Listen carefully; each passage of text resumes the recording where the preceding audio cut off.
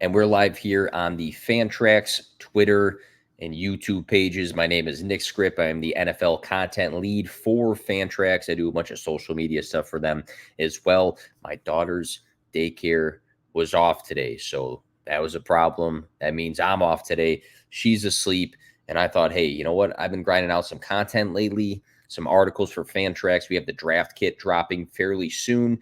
Why not get on a live stream? I feel like I've been plugging a ton of content lately that's been doing decent. It's all hits and misses, but we are getting closer and closer to the NFL season as soon as summer hits. You know, June's like the wheels start turning. Then you get into July and August and it feels real. So it's never too early to talk about 2024. And that's what I've been doing on the Fantrax website lately. I've been dropping my breakout articles for this coming season. So tell your buddies we're live here. It's going to be a kick-ass show. Let's get it.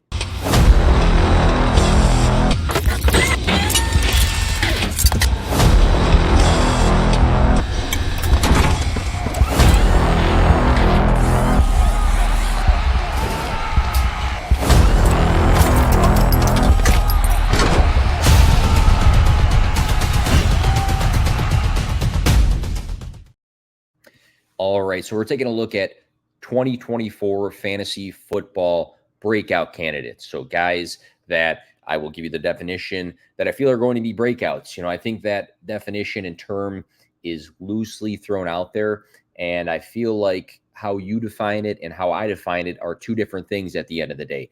I don't think there's a right or a wrong answer. I think most definitions outside of like scoring stuff when it comes to fantasy football, there's no like true definition. I think it's how you perceive it. Like, what is a breakout? What is a sleeper? What is a bust? I think those things need to be defined by the person talking about it. So if I come out and say, this guy's a breakout, I should define what I mean by a breakout. So here's my definition.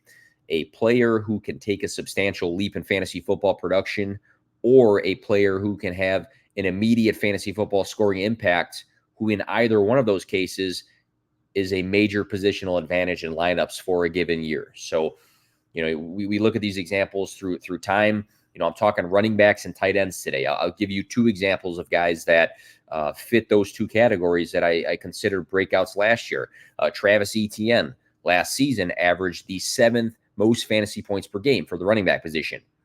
The year prior, he averaged the 23rd most fantasy points per game. So there was a substantial leap in Travis Etienne's production, but he also was a major impact in lineups. Like, he was an advantage to have in your lineups. He has to fit those categories.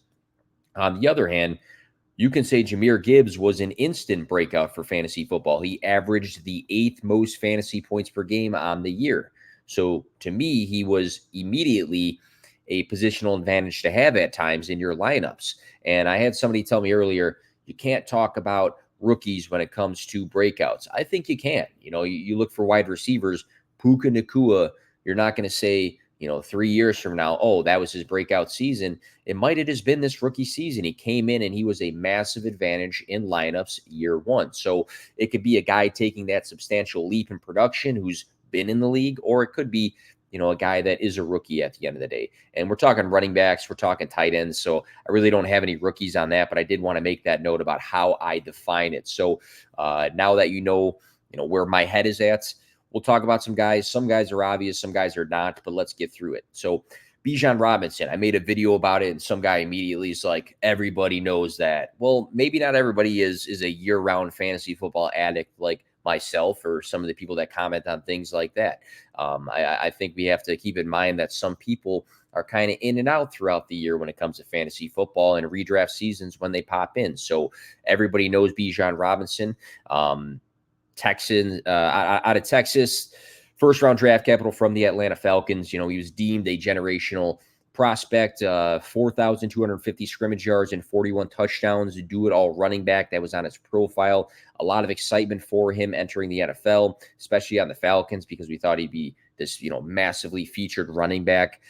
Finishes rookie season, 976 rushing yards. That ranked 15th, 58 receptions. That was good. That ranked 6th.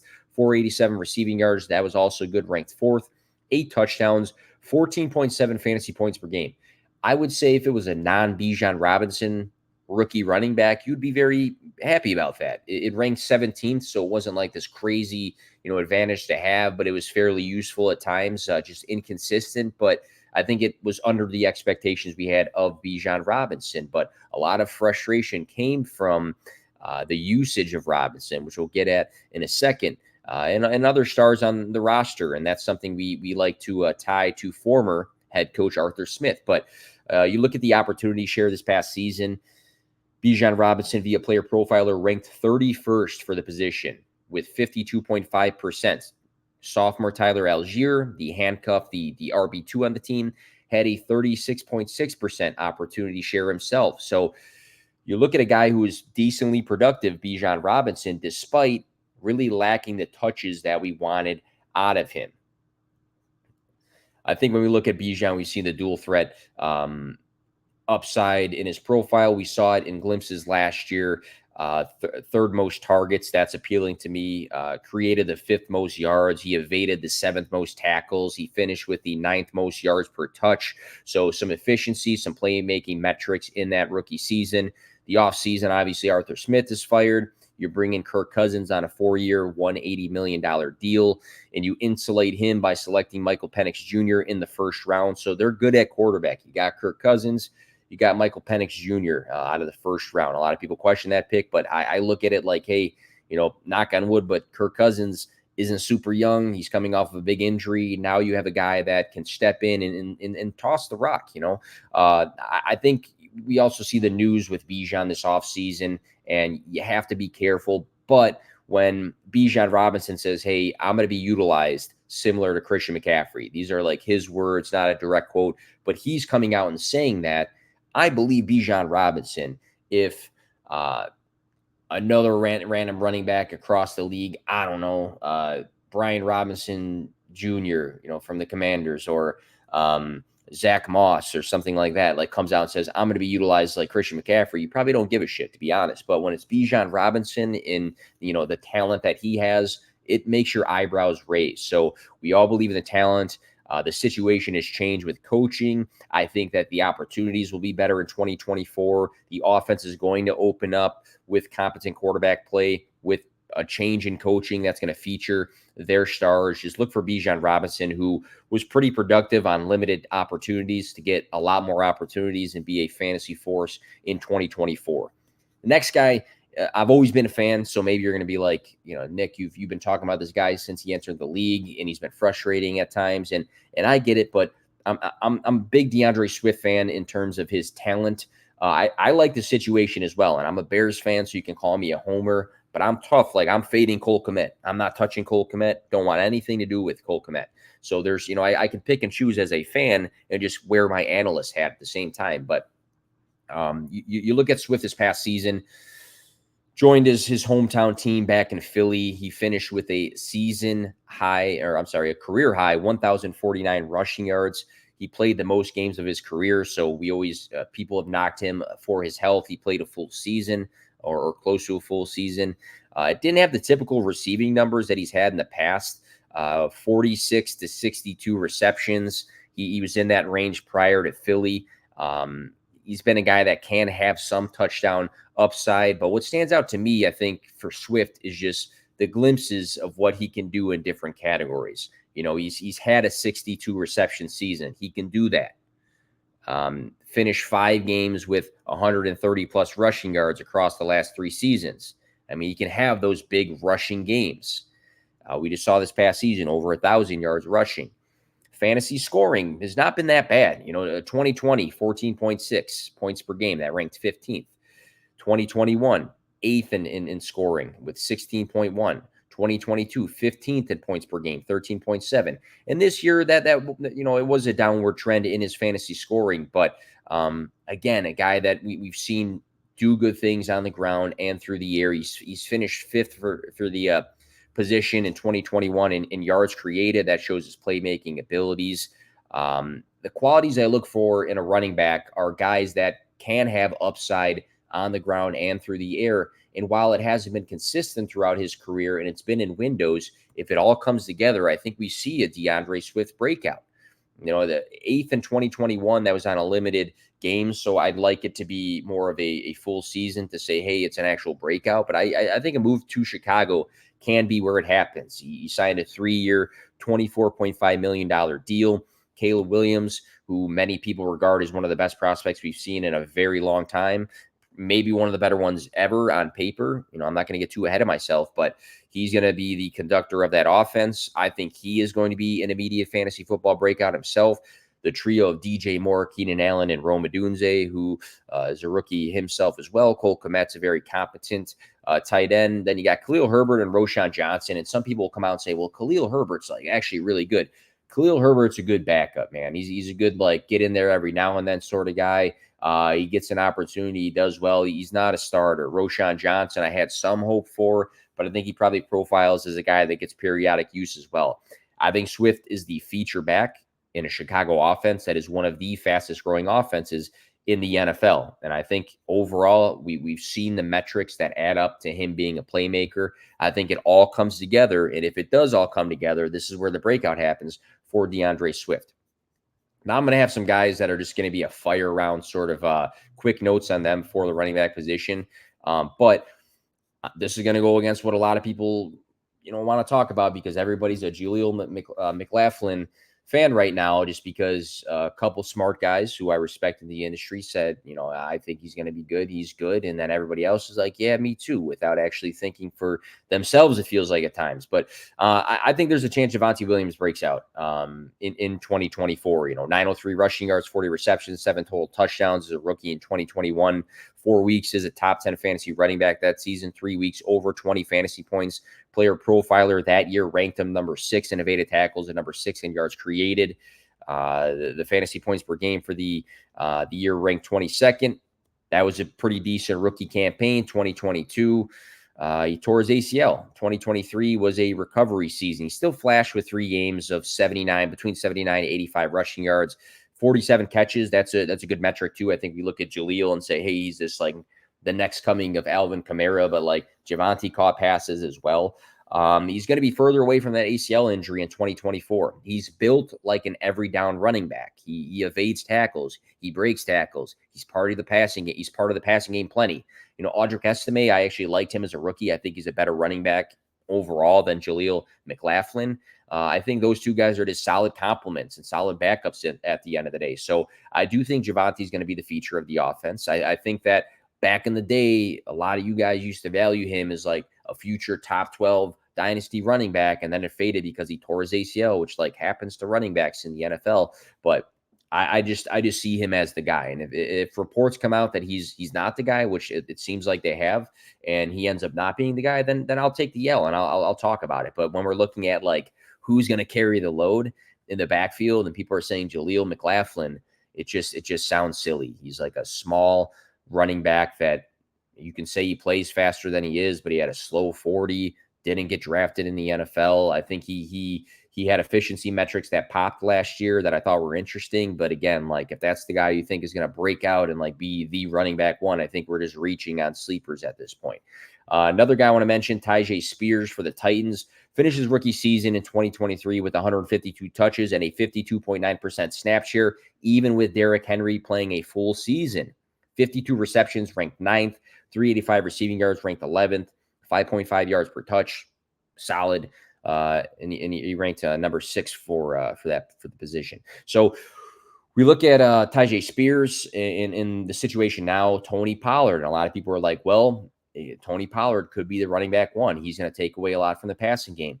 I think the fact that Tyjae Spears got on the field and touched the ball a decent amount with Derrick Henry should just speak and say, hey, Tony Pollard is nowhere near the competition of Derrick Henry. So if Tyjae Spears can be the 1A of a committee, or if he takes on the job, I think he has a chance at a breakout season for fantasy football in his year 2. We saw a lot of good things in year 1.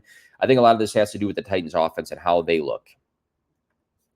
Another one that I'll bring up, I'm not a massive fan. I'm going to be honest. I'm not going to rank him super high, but when we look at the definition of a breakout, taking a substantial leap in fantasy production and being useful in lineups, and maybe at times giving you an edge in your league, it could be Zach Moss, and maybe it's more so the state of the Bengals offense. He had a career high 794 rushing yards this past season, 27 catches. Um, 7 total touchdowns, fantasy points per game, 12.1. That was a career high for him as well. Joe Mixon's gone. Now he's on the Texans. That leaves Chase Brown, who's another guy that I think is efficient. I think Chase Brown is a good compliment, but he reminds me of Jaleel McLaughlin. He's like wasn't really a good prospect. Just like a I feel like some of these guys are just are good. Like get him in there when no one's really paying attention to them, and toss them the rock, and they get some yardage and their efficiency metrics pop because they don't really touch the ball that much. And that's kind of what Chase Brown feels like to me. I think he might have some PPR upside catching some passes, but I think it's going to be Zach Moss's job here, and he steps into one of the better offenses in the NFL. Joe Burrow, Jamar Chase, T. Higgins. He has guaranteed volume in a good offense. So for fantasy football, does that mean he's going to finish top 12? Nah, no. But do I think he could be fantasy useful and he can have his best fantasy season? I do think so. Same goes for like Devin Singletary. So I don't think Devin Singletary is going to be like a league winner, but I do think he can have his best fantasy season because he's in an offense where he is guaranteed volume right now, in my opinion. He had a career high season in rushing yards back last year with Houston, 899. On the Giants, the roster features Eric Gray. Like my buddy John McGlynn was tweeting about Eric Gray today, and I was giving him shit because like it's Eric Gray, right? Tyrone Tracy Jr., which some people like, but again, like was he?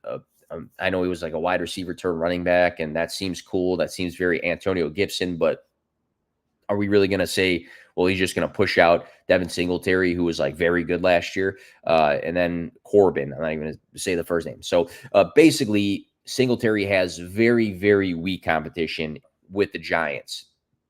He's always found a way to touch the ball. You look at his Buffalo Bills day, found a way to touch the ball. You had hype for like Dameon Pierce coming into last season, and Devin Singletary was the one in Houston that touched the ball. The career high for fantasy points per game was 12.3 back in 2019, only through 12 games. But can he beat that? Potentially. Again, I think kind of similar to what I said about Tyjae Spears.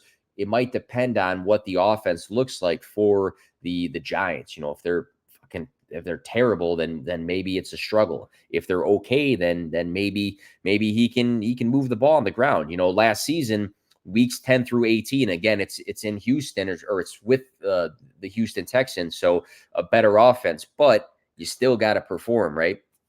Devin Singletary, weeks 10 through 18, ranked second in total rushing yards with 689 and ninth in fantasy points scored. So I'm not saying weeks 10 through 12. I'm saying weeks 10 through 18. That's a decent amount of games to be producing in. So he's the guy, you know, when I wrote a tweet a while back, keep trade cut for Dynasty, ranked him RB40. I think if you're looking for in Dynasty, like a cheap guy that's going to touch the ball, he might be a decent target, but could be his breakout year for fantasy that benefits lineups because he's so cheap and because, you know, he might be a plug and play sort of guy. Devon Achane, I think you can say last season he ranked fifth for the position. What was it? He ranked fifth for the position in fantasy points per game with 17.3, but it was a shortened season. So I wouldn't label his rookie season a breakout because he didn't play a full season, and that impacts lineups when you can't play a full season. He did finish first for running backs in yards per touch with 7.7, first in breakaway run rate, 12.6%, and fourth in yards created per touch, 4.62, 800 yards on just 103 attempts, meant averaging an insane 7.8 yards per carry. 11 touchdowns in 11 games is also like wild. It's insane. It's unbelievable efficiency, but it's a very good offense. He's a very fast player. He's very explosive, and 2 + 2 = 4 last year. 2023 was a major fantasy season, but again, I'm not going to label it as the breakout year just because he was on a limited game, he played limited games. But, you know, you look forward to 2024, there's a lot of question marks. Raheem Mostert, he's a veteran. He hasn't been the healthiest throughout his career. Will they just like run him into the ground until the wheels fall off? Jalen Wright, I actually liked as a prospect. He's coming in. Could he factor in? There's a chance he can. So what sort of, you know, opportunity share, what sort of volume will Devon Achane have in his sophomore season? Like, we know he's explosive. We know that Mike McDaniels likes him. We know that he's done good thing for the Dolphins, but what sort of touches can we count on weekly out of him? That's going to be the big question mark. But he's probably one of the easiest breakout candidates, because if he does get the volume and he does play a full season, now we're looking at a guy that can maybe break fantasy if he did what he did last year. All right, Kenneth Walker the third, a little uneasy talking about him as a breakout. A lot of these guys at the end, I'd say the two that I'm very sold on, like if I'm going to put my name on, obviously Bijan Robinson, and then I'll be spicy and say DeAndre Swift. Some of these other guys on this list are breakout candidates, so they can break out. They fit the category. They fit my definition. I'm not saying they're going to do it for sure. I'm going to say they can. So, 1,051 and 905 rushing yards in his first 2 seasons. He scored 9 touchdowns in each of those years, so he's probably a candidate to score double-digit touchdowns, which would push him forward towards a breakout. 2022, Kenneth Walker III finished number 10 in evaded tackles and number 3 in breakaway run rate. Breakaway runs as a rookie. 2023, Kenneth Walker III, number 3 in evaded tackles, number 15 in breakaway runs. So those two metrics via player profiler, he was very good in. Number 10 in evaded tackles and number 3 in breakaway runs as a rookie. This past season, number 15 in breakaway runs, number 3 in evaded tackles. So these metrics just kind of show you, hey, this guy is a solid runner of the football. I think people have made comps to Nick Chubb in the past, and I feel like that can be kind of fair. I think he's a guy with the ball in his hands. He's an efficient running back. He's finished outside the top 15 in fantasy points per game the last 2 seasons, though. We have to see what it looks like with the new coaching staff. Does he hold off Zach Charbonnet? I'm not as high on Zach Charbonnet as other people have been. I think he's a decent playmaker. I think he's a guy that can catch passes out of the backfield. I don't ever see him as a starting running back. I don't see him even as a guy that splits the work 50-50. I think Kenneth Walker III has just shown us some really nice games where he's scoring 2 touchdowns, or, he's getting some decent yardage. But I think a lot of us acknowledge the talent of Kenneth Walker III, but it's just a matter of, can the volume be consistent? Can he get to double-digit touchdowns? Can he stay healthy? Can he have more of those big yardage games? So when it comes to Kenneth Walker III, I think he's a candidate. I'm not going to say he's a lock, but he's somebody I toss his name in the hat. All right, now we got tight ends. So we're going to shift over to that. Wide receivers is going to take me a full episode, so I figured running backs and tight ends probably can go hand in hand. Quarterbacks, I have to, the articles are all out on the Fantrax website. If you go and, Google Fantrax HQ and type in Nick Skrip, you can probably find any article, and then click on my name as the author and find the full list of articles coming out. That draft kit's coming out very soon with myself and the other Fantrax team, so we're really excited about that. But yeah, back into it. So Trey McBride, and a lot of people might say Trey McBride broke out last year. Well, did he though? Because he was not a full-time starter. He was not a full-time starter. And I don't think we've seen his ceiling for fantasy football. McBride took the leap from 3.8 fantasy points per game, which ranked 40th, to 10.7 fantasy points per game, which ranked 8th from his rookie to sophomore season. 39 to 106 targets, 29 to 81 receptions, 265 to 825 receiving yards. All massive jumps statistically for Trey McBride. It shifted. His season started like he was the backup, wasn't getting the snaps, and then it shifted into him having, an explosive year. But he's not done there. You look at Trey McBride and you say, hey, it was a top 10 season in fantasy points per game.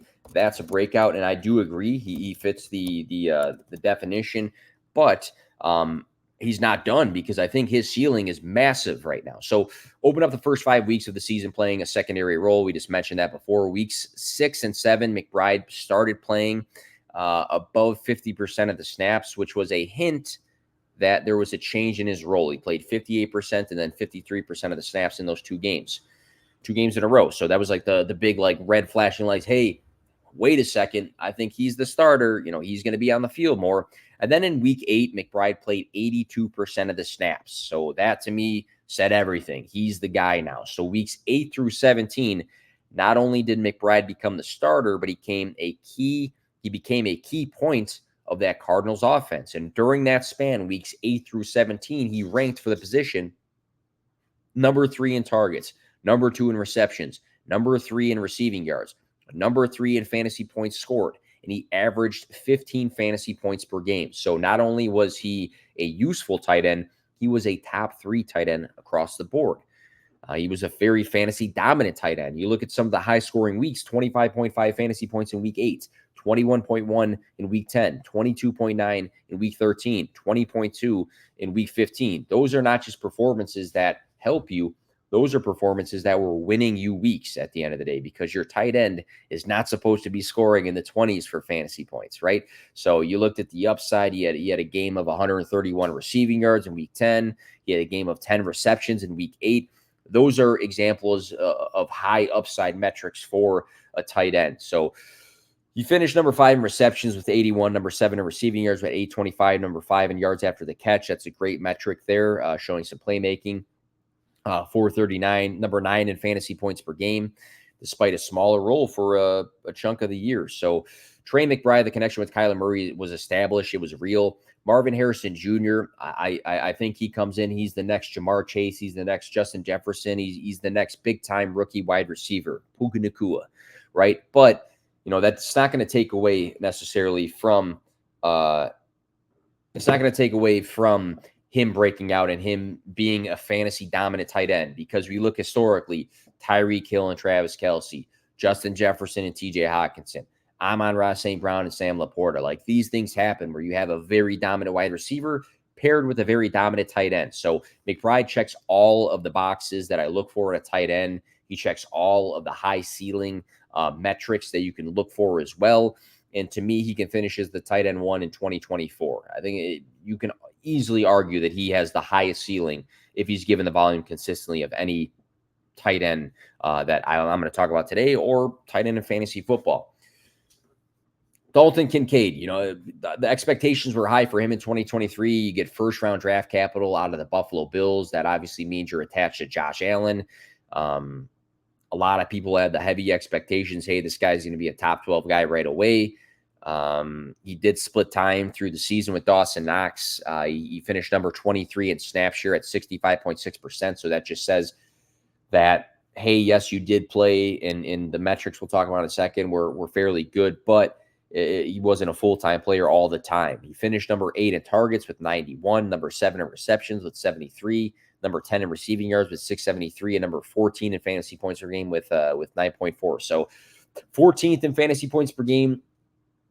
Not a bad rookie season, right? I think everybody wants, the Sam Laporta breakout instantly as a rookie, or that's going to be like the new expectation. But I think Kincaid had plenty of good weeks that were very useful at the end of the day.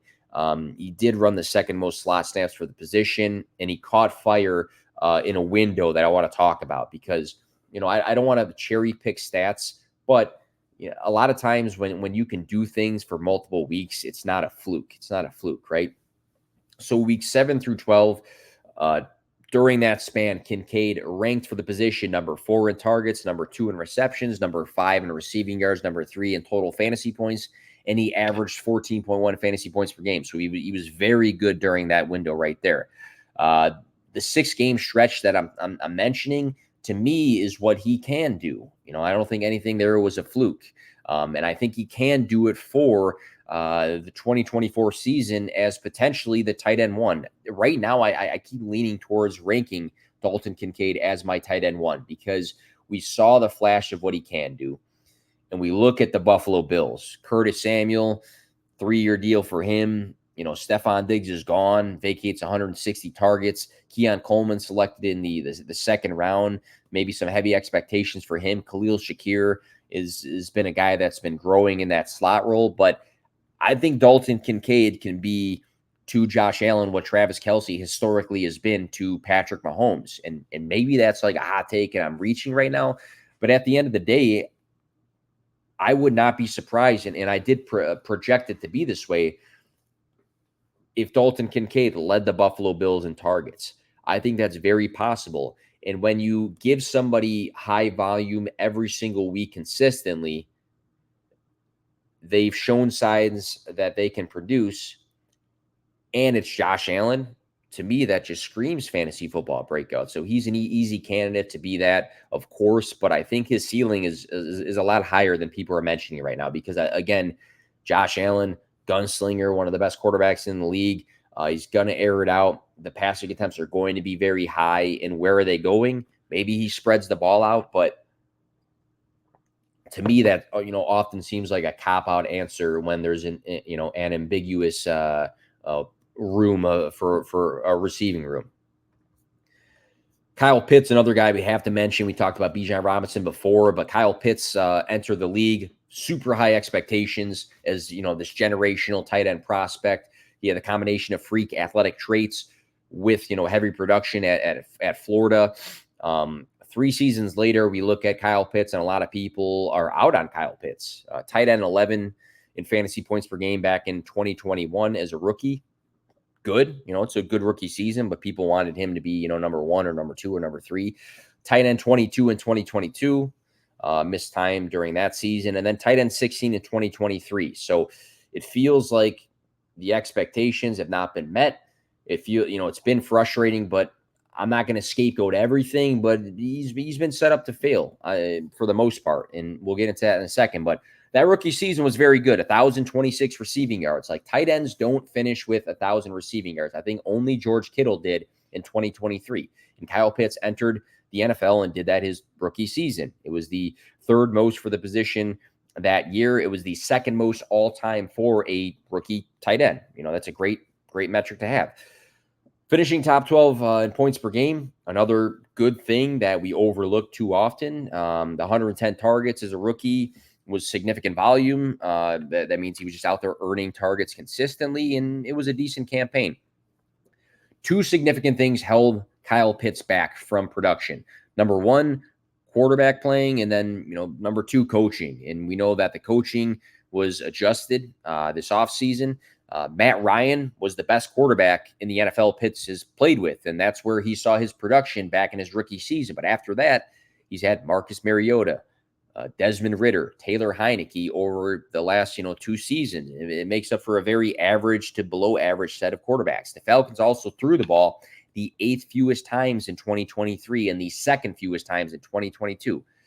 Pitts' catchable target rate the last 2 seasons ranked 37th in both of those via Player Profiler. So poor passing volume, poor quarterback play. The targets were not very catchable. I mean, you do the math, and he's set up to fail, right? Could he have been better in some games? Could he have had better days? Sure. Do other players perform in bad situations? Sure. But again, it's tough when the volume's not there and you have average guys throwing you the ball. So Kirk Cousins, again, we talked about him coming in. He's thrown for 4,200 yards for 3 straight seasons prior to 2023. He's ranged from 29 to 35 touchdowns during that span. It's a major upgrade. Obviously, he was actually on fire in 2023 prior to his injury back in Minnesota. Michael Penix Jr., first-round selection like we talked about before. It's insulation for the future. So dynasty perspective, that's a good thing for guys like Kyle Pitts and Drake London. So we're looking at a big change in volume and the quality of the volume coming in. So when you add those 2 things onto Kyle Pitts, who's a freak athlete, who's a very talented tight end, he can be another candidate to finish as the tight end 1 in 2024. I think Brock Bowers has a chance to instantly break out as well. And I hated the landing spot. I don't like the quarterbacks there in Gardner Minshew and Aiden O'Connell.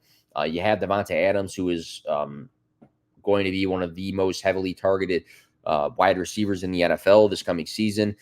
But I think if you like the talent, then you just buy into the player. And I think that he still will have an opportunity for nice volume in his rookie season. Georgia is a prospect. Georgia, they were 42-2 across the last 4 seasons in college football. And Brock Bowers, or the last 3 seasons. And Brock Bowers has been the guy for them through the air in each of those seasons. So, like, Georgia was amazing. Georgia did nothing but win games. Brock Bowers was the guy there. He was the guy. 175 receptions, 2,538 receiving yards, and 26 receiving touchdowns across those 3 seasons at Georgia. Just shows how massively productive he was. A lot of people regard him as the best tight end prospect of all time. He won the John Mackey Award, which is given the nation's best tight end in both 2022 and 2023. He has some long speed to him. He's a field stretcher, athletic build and traits, high motor, high energy, yards after the catch upside. Creativity is paired with physicalness when it comes to the ball in his hands. Elite ball skills, great hands. He just checks so many boxes, Brock Bowers. The Raiders surprised a lot of people by selecting him 13th overall. They had Michael Mayer, who I thought was going to be a guy that potentially was going to break out or have a big leap in fantasy production. I liked him as a prospect out of Notre Dame. He's now just like the second option there for the tight end room, so he's probably off into the abyss. 175 targets for Devontae Adams this past season. Jacoby Myers trailed him with 106. We'll have that quarterback battle between Aiden O'Connell and Gardner Minshew, but both of those guys flashed last year. Gardner Minshew had like a fine year. Aiden O'Connell had like one really big game, I think, against the Chiefs that he looked good in. So at the end of the day, I think he is going to be a guy that steps into volume regardless. I think the Raiders are going to chase a lot of games. Even with Adams on the field demanding so much attention by defenses, I think Brock Bowers will find ways to get open on the field. And there's also like camp clips that are coming out of him like running the ball and being used creatively. There's a quote from Levi Edwards of the Raiders.com. Brock Bowers could be seen doing a little bit of everything Wednesday morning. The tight end lined up in multiple spots in a similar fashion to what he was accustomed to at Georgia, showcasing both his pass catching and rushing ability. So he could be like a unicorn tight end that's used creatively in a lot of different ways. And I think if you believe in the talent, I think if you believe like I do that he's going to step immediately into volume, then you believe in the Brock Bowers instant breakout for fantasy football. Last guy on my list here is going to be Jake Ferguson. So he was a breakout candidate this past season. I just think that he could have an even bigger season. I did use him as the example in my article of a guy that took a substantial leap. You look at the rookie to sophomore seasons, he just took a massive jump across the board. 22 to 102 targets, 19 to 71 receptions, 174 to 761 receiving yards, and 3 to 10.4 fantasy points per game. It was a massive jump. You can say that he broke out already, but I think just knowing the volume in Dallas and knowing that, hey, that touchdown category can take a leap, I think he can have an even bigger 2024 season. CeeDee Lamb had a massive 2023, not just for the Cowboys, but for the league. And Ferguson was the second option in Dallas. The 102 targets ranked 7th for the tight end position, 71 receptions ranked 9th, 761 receiving yards ranked 8th, 425 yards after the catch. I love that category, ranked 6th, 5 touchdowns, 10.4 fantasy points per game, ranked 10th. An interesting stat to note about Jake Ferguson is that he led the position in red zone targets with 25, but he only scored 5 touchdowns. So that metric to me, if that stays sticky, the red zone targets, that stat's going to go up. We saw the 3 touchdowns in the one playoff game that he had. He had 3 touchdowns in one of the or in the Dallas playoff game this past season. It's like it all came together at the right time. Dak Prescott threw the ball 590 times in 2023. It ranked 4th for quarterbacks. The Cowboys did a bad job at building their running back room. I mean, Ezekiel Elliott's back home. Maybe he can score some touchdowns. Rico Dowdle, just like a very, very average guy. So I think if they're going to move the ball, it's not going to be on the ground consistently. It's going to be through the air. I think Dak Prescott's a guy that can lead the league in passing attempts in 2024. So we look at a guy that has the potential to take a big leap in fantasy even further because he was 10th in fantasy points per game. But again, the red zone numbers were there. He just didn't score a lot of touchdowns. But we saw in that playoff game, he can do it. So Jake Ferguson, a candidate to take a big jump in touchdowns. And if he does, maybe he can have a top 5 to 7 season for the position in fantasy points per game. And that can mean him being even more of a fantasy breakout. But that's all I got today, guys. You can follow me on or find me on Twitter or X at P2W Fantasy. This is the running back and tight end breakouts podcast here. You can find the article on the Fantrax website. I have the quarterbacks. I have the wide receivers as well. Those all dropped recently. We have the NFL draft kit coming out for Fantrax very soon. News on that. But I'm going to be back streaming tomorrow with my buddy Colin McTaminay. So make sure you tune in. Make sure you are following the Fantrax page, subscribed on YouTube.